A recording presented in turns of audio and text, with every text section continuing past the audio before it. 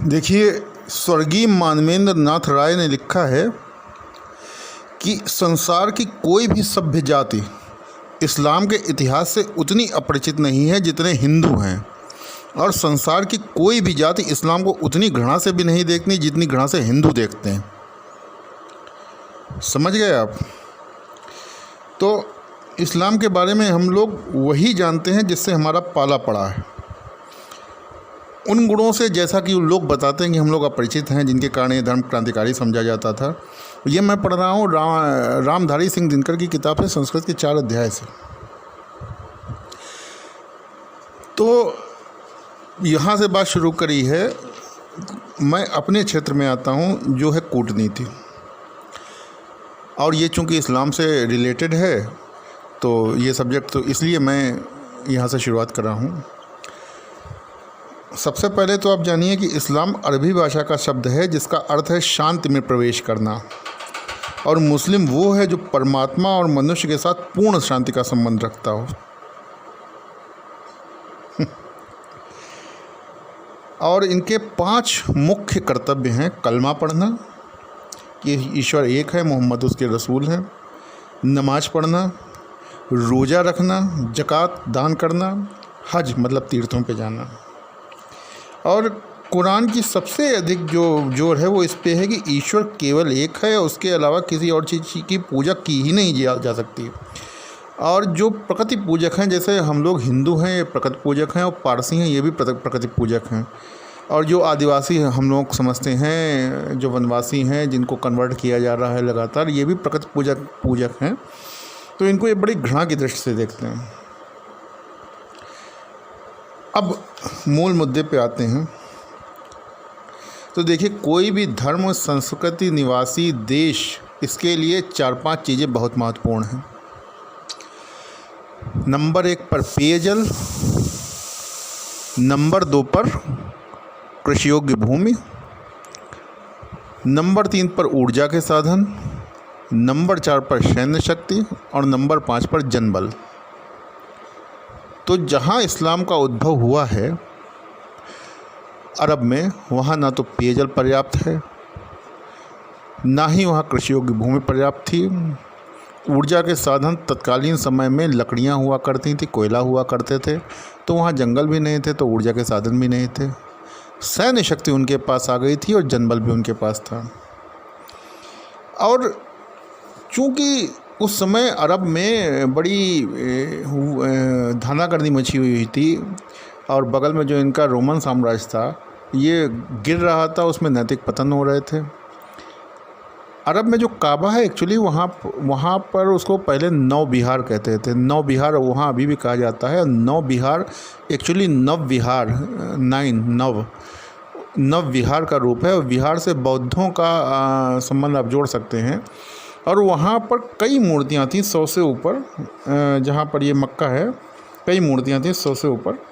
लेकिन चूँकि जब उन्होंने, मोहम्मद साहब ने उसको गिरवा दिए, मूर्ति पूजा को दुत्कारा, और वहाँ पर वो गिरवा दिए हैं जब बुत, तो सारे बुत गिरवा दिए, लेकिन एक बचा रहा, और उस बुत को अभी तक लोग चूमते हैं।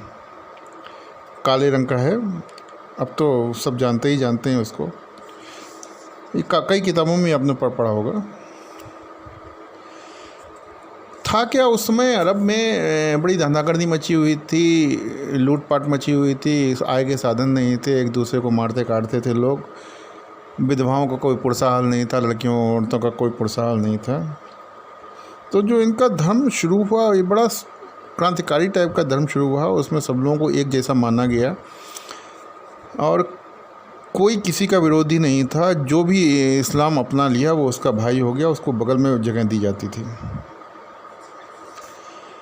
अब बात ये हुई कि जब ये फैल गया, 622 ईसा पूर्व में ये मोहम्मद साहब मक्का से मदीना गए हैं, और 632 ईस्वी में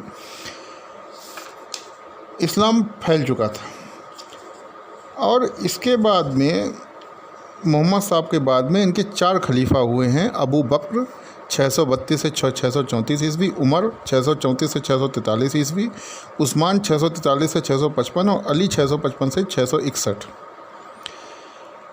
शिया और सुन्नी में फ़र्क ये है कि शिया बीच वाले तीन नहीं मानते हैं, केवल अली को मानते हैं, और सुन्नी अली को नहीं मानते हैं, जहाँ तक मुझे पता है। इससे ज़्यादा नहीं पता मुझे, क्योंकि मेरा धर्म भी नहीं है और मैं इसमें बहुत ज़्यादा इंटरेस्ट भी नहीं रखता।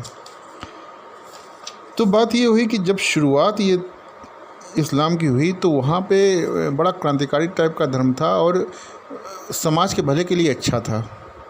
लोगों में जागरूकता बढ़ी, एक दूसरे से मतलब शिक्षा दीक्षा बढ़ी, और जो विधवाएं थीं उनका भी पुरसा हाल हुआ। 9 शादियों तक की इजाज़त है इस्लाम में, 4 की नहीं। और उसके बाद में इस्लाम जब बढ़ा है तो तलवार के जोर पे ही बढ़ा है, इसमें कोई कहने सुनने वाली बात ही नहीं बाकी। क्योंकि अगर 632 ईस्वी में मोहम्मद साहब ख़त्म हुए हैं और 1 शताब्दी में लगभग आधा यूरोप और पूरा अरब, अफ्रीका तक, यहाँ एशिया तक ये फैल गया, तो इतना आसान तो नहीं रहा होगा कि लोग इतनी जल्दी समझ जाएं। तो इसमें जनबल और सैन्यबल बहुत काम आया इनका। अब जब ये बढ़े हैं तो इनके अरब के बगल में सबसे सशक्त राज्य उस समय 2 थे। एक तो रोमन साम्राज्य था और दूसरा था ईरान का। ईरान का जो पर्शिया राज था बहुत ही विकसित था, पारसी लोग वहाँ रहते थे और काफ़ी आगे था हर चीज़ में, सुख सुविधाओं में। और वहाँ के लोग भी यहीं जैसे आजकल भारत के हैं, ज़्यादा बच्चे नहीं करते थे, बढ़ रहे थे, सुख सुविधाओं का ज़्यादा ध्यान रखते थे। अरबों ने वहाँ पर हमला किया और ईरान को जीत लिया। अब ईरान को जब जीत लिया तो चूंकि ईरान की संस्कृति उनसे अच्छी थी अरबों से, तो इस्लाम ईरान की कुछ बातें इनमें आ गईं। अब ईरान में शिया संप्रदाय बढ़ा। तो शिया संप्रदाय का ये है कि मोहम्मद साहब के कोई पुत्र नहीं था, केवल एक बेटी थी जिसका नाम था फ़ातिमा, और फ़ातिमा की शादी हुई थी अली से।